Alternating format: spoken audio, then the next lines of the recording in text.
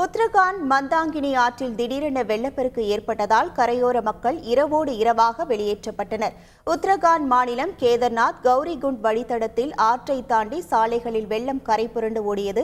முன்னெச்சரிக்கை நடவடிக்கையாக தாழ்வான பகுதிகளில் உள்ள சந்தைகள் மற்றும் ஹோட்டல்களில் உள்ள மக்களை அதிகாரிகள் வெளியேற்றினர். தற்போது நடைபெற்றுக் கொண்டிருக்கும் ஆன்மீக யாத்திரையும் தற்காலிகமாக நிறுத்தப்பட்டிருக்கிறது. பல இடங்களில் தேசிய பேரிடர் மீட்புப் படையினர் களமிறக்கப்பட்டுள்ளனர்.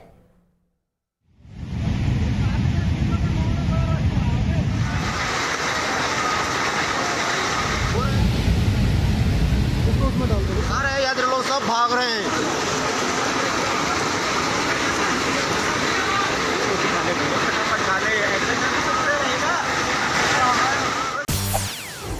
செய்திகளை உடனுக்குடன் தெரிந்து கொள்ள உடனே சப்ஸ்கிரைப் பண்ணுங்க.